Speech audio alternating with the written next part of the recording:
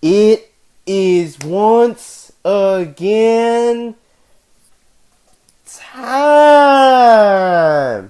The shows have been painfully boring over the past couple of weeks, but there have been a few talking points.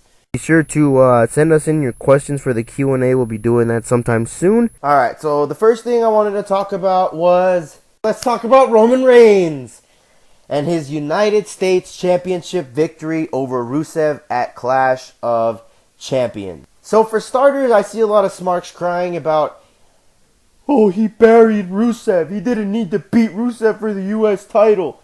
Rusev was buried at WrestleMania 31 and the subsequent matches that followed that. Rusev was in no way, shape, or form credible when he got to Roman Reigns. Rusev beat a bunch of guys that were either outdated, that were and are jobbers, or are just not relevant and haven't been relevant in years.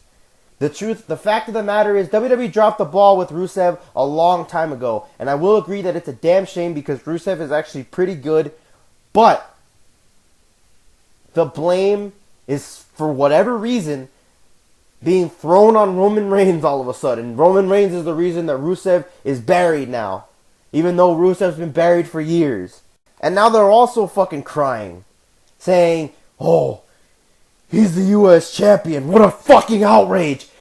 These same people that are crying about Roman Reigns being the U.S. champion are the same fucking people that wanted him to go to the mid-card while he was the champion. They're like, oh, he needs to go to the mid-card to hone his craft, to get better. And now that he's in the fucking mid-card, these pieces of shit still find a way to fucking cry about it. And I hear these arguments that, well, he got suspended, you know? He should be a fucking jobber. How fucking stupid can you be, alright? How retarded can you fucking be? This is a guy that they put all their eggs into this guy's basket.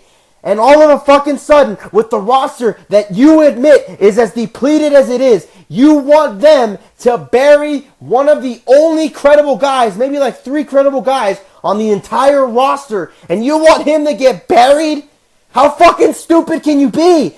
All of a sudden, think about this from a casual fan standpoint, okay? You're watching the show. You don't know anything about backstage shit. Roman Reigns disappears for a month, and all of a sudden he comes back and loses all his goddamn matches. How stupid is that? How stupid can you be? Just use your fucking brain for a goddamn second. Because this is a way of getting demoted, whether you'd like to admit it or not. Because all of a sudden, now that Roman Reigns is champion, it's a big deal to be U.S. champion. You know, back in the day, Cesaro had the U.S. title on SmackDown. People were like, no, that's not good enough. The U.S. title doesn't mean anything anymore. He should be world champion. Roman Reigns goes from world champion to U.S. champion, and all of a sudden, the U.S. title is the Nobel fucking Peace Prize, and he's this big deal all of a sudden. What the fuck is wrong with you guys? And they've also been crying that ever since Rollins turned face, Roman Reigns didn't turn heel right away. Let me tell you this right now. Okay, for one, I said this in a previous video.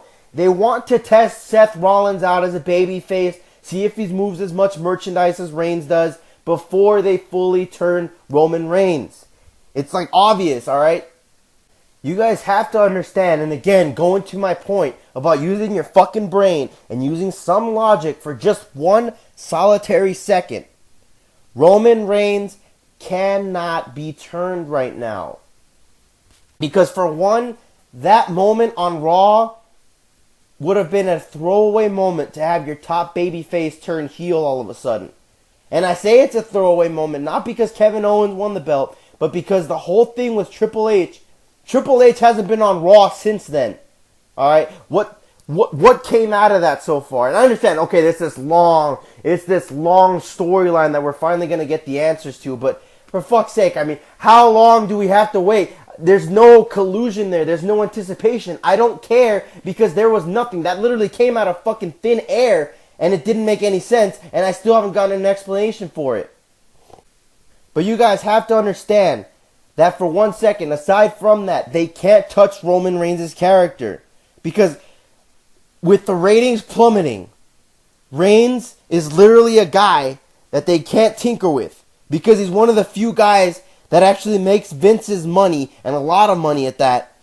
And until they establish more guys behind him as baby faces, they can't mess with him or his character because a lot of people are already invested into it. Whether smarks want to believe it or not, everybody cares about Roman Reigns. Think about if they were to turn Roman Reigns heel. What if it bombs? What are they going to do then? That's Vince. Vince is picturing this, and he's picturing himself flushing millions of dollars because of this vocal minority calling for a Roman Reigns heel turn. And I understand, the upside is exponential. It's huge. There's a lot of money there in a Roman Reigns heel turn if they do it right. But again, until they establish more people, they can't do that. And that's one of the reasons that they turned Seth Rollins babyface. So guys, any of you wondering why they haven't turned Roman Reigns heel yet, and wondering when they're going to turn Roman Reigns heel yet, I'm telling you right now, they can't and they won't turn him heel, at least for the time being. Becky Lynch winning the SmackDown Women's Championship, being the first SmackDown Women's Championship, and why she deserved it and why she needed this victory. Okay, so watching MTO's Pervy Divas update from a few weeks ago, I can understand his points where he's coming from with the whole having Nikki Bella win would make more sense. He and I have gotten into this argument before.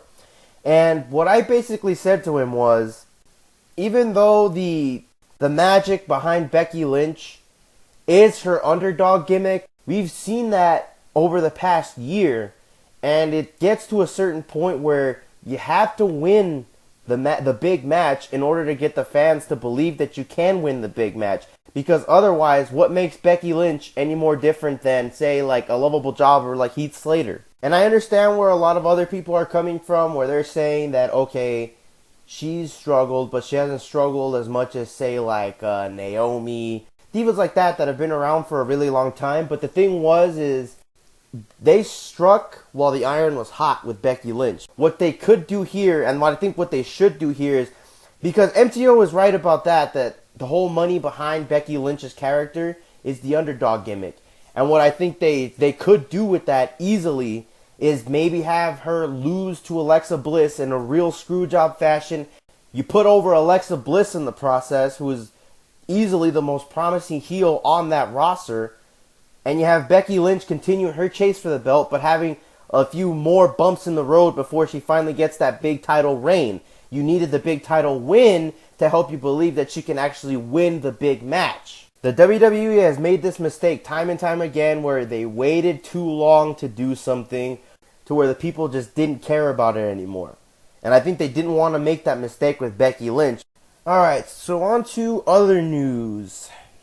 The likes of Chris Jericho, Dean Ambrose, John Cena, Dolph Ziggler, and Cesaro are potentially all leaving within the next month. Starting with Dean Ambrose, since this one is probably the least impactful out of all of them. Who is AJ Styles going to face when Dean Ambrose leaves? The next big babyface is John Cena, but he's also leaving. After that, who's the next big babyface? Is it Jack Swagger? So it's going to be really interesting to see what SmackDown does in that aspect of who they build as the next top babyface to replace Dean Ambrose and John Cena when they leave for a few months. And the reason I didn't mention Dolph Ziggler's also leaving because he doesn't want to renew his contract. And I don't know, maybe he's just tired of getting buried. But newsflash, buddy, that's what happens when you suck. I mean, honestly, I'm really sick of just seeing the random Dolph Ziggler pushes. Seeing Dolph Ziggler just say, I want that belt. Now I want that belt. Now I want that belt. Getting title shot after title shot, even though he doesn't win any of his fucking matches. Like, it's ridiculous, it's redundant, and it insults everybody's intelligence. Cesaro is also leaving, and it might be for the same reasons. He's just probably not happy that he's not getting pushed. You know what? I think this one might hurt more. This one hurts Raw more than Dolph Ziggler leaving hurts SmackDown, because I think Cesaro could have been a good upper mid-card player on Raw if he would have gotten a mouthpiece. Alright, you guys know that I fucking can't stand the guy, but I can at least admit that guy had at least some potential as an upper mid-carder with a mouthpiece by his side. What sucks, though, is that in domino effect, they might just push Finn Balor even harder when he comes back because they don't have any other baby faces. So that about wraps it up. I also wanted to note that, like I said earlier, Raw has been incredibly, painfully, dreadfully boring, which is why me and MTO are kind of going to make a SmackDown appreciation video. It should be coming out pretty soon. Look out for that. This has been the other guy saying yada, yada, yada, blah, blah, blah. Good and bye.